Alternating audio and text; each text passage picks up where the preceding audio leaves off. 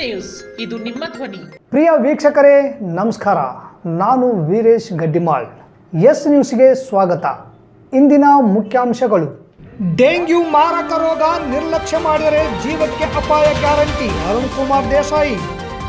CPIML ಲಿಬರೇಷನ್ನಿಂದ ಬೆಲೆ ಏರಿಕೆ ವಿರೋಧಿಸಿ ಪ್ರತಿಭಟನೆ.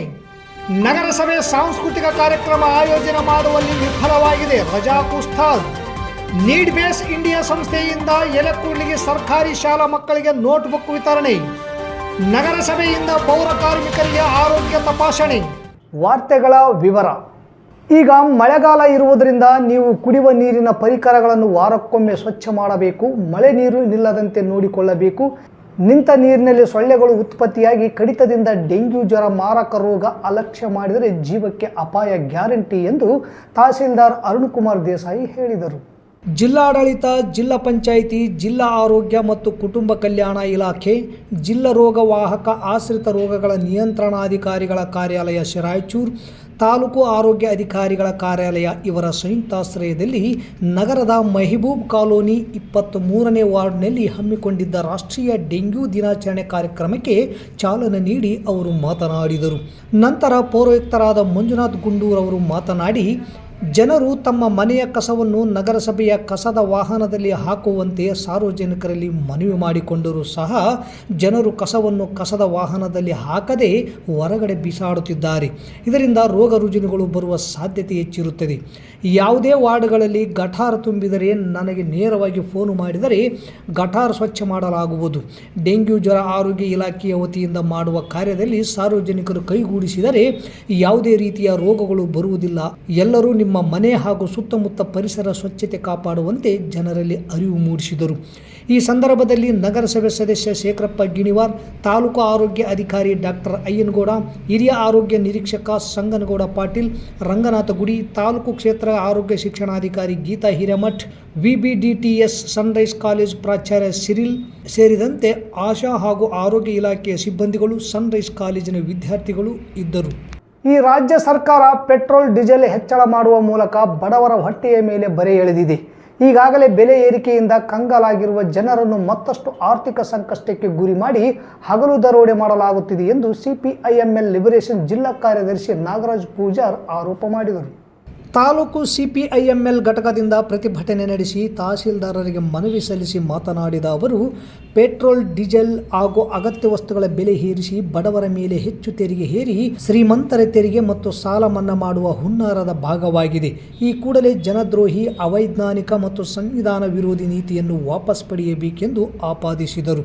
ನಿರುದ್ಯೋಗ ಮತ್ತು ಕೆಳಕ್ಕೆ ಉರುಳುತ್ತಿರುವ ರೂಪಾಯಿ, ಅಭೂತಪೂರ್ವ ವ್ಯಾಪಾರ ಕೊರತೆ ಮತ್ತು ಜಿಡಿಪಿ ಮುಗ್ಗರಿಸುತ್ತಿರುವ ಸನ್ನಿವೇಶದಲ್ಲಿ ಈ ಕ್ರೂರ ಪ್ರಹಾರ ನಡೆಸಲಾಗಿದೆ. ಬೆಲೆ ಏರಿಕೆಗಳು ಜನರ ಜೀವನೋಪಾಯವನ್ನು ಮತ್ತಷ್ಟು ಹಾಳು ಮಾಡುತ್ತವೆ.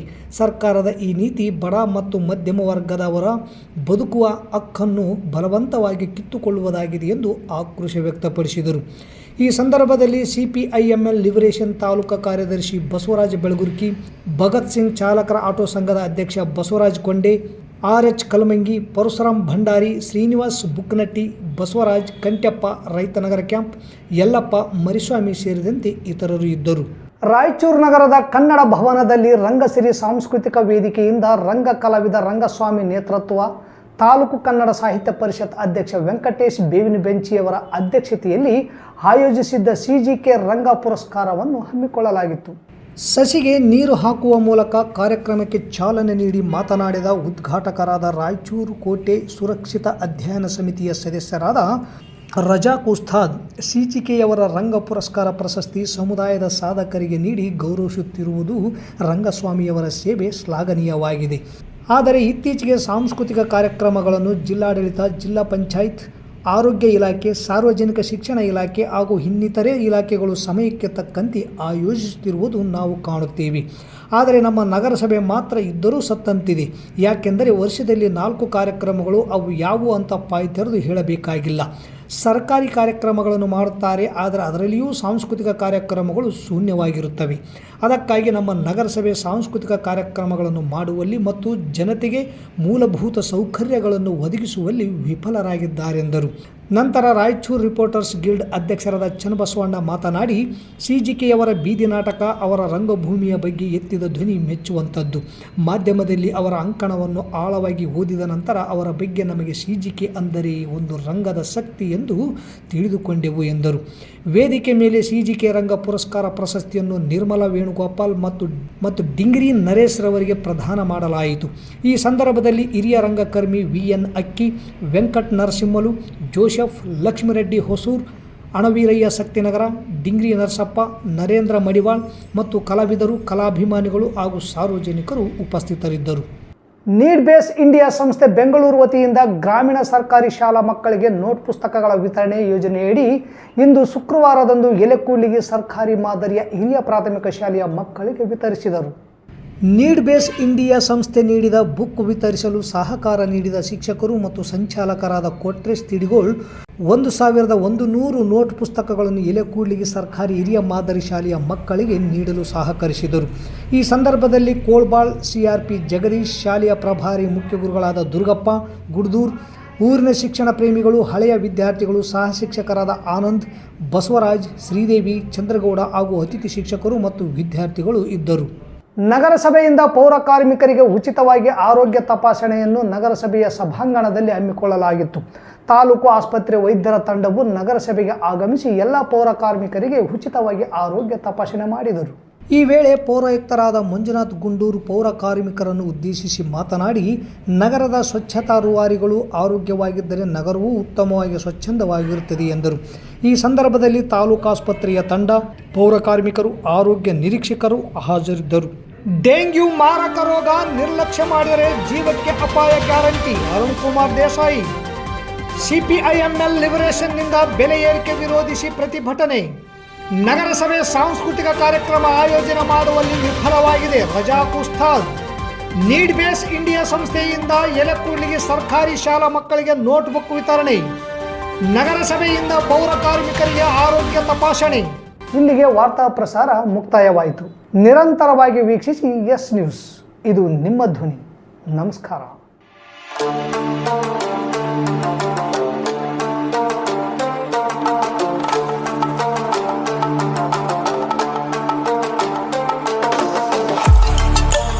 ಕೇಂದ್ರ ಮತ್ತು ರಾಜ್ಯ ಸರ್ಕಾರದಿಂದ ಮಾನ್ಯತೆ ಪಡೆದ ಸಂಸ್ಥೆ Sunrise Group of Institute Sindhanur.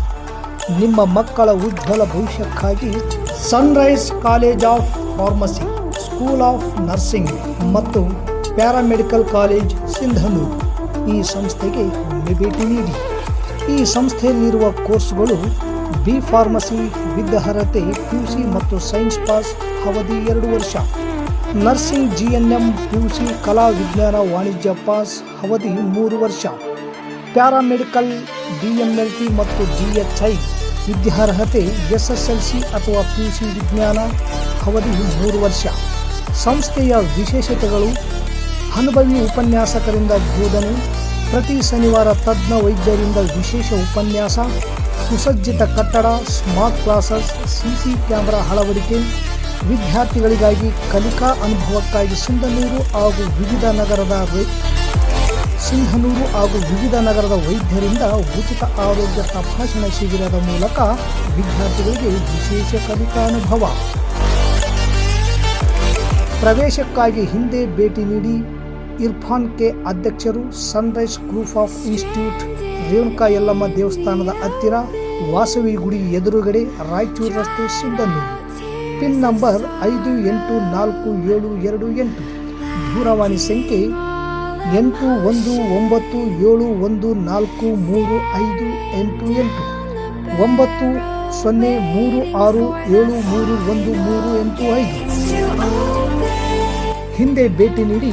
ನಿಮ್ಮ ಮಕ್ಕಳ ಉಜ್ವಲ ಭವಿಷ್ಯಕ್ಕಾಗಿ ಕೇಂದ್ರ ಮತ್ತು ರಾಜ್ಯ ಸರ್ಕಾರದಿಂದ ಮಾನ್ಯತೆ ಪಡೆದ ಸಂಸ್ಥೆ Sunrise Group of Institute Sindhanur.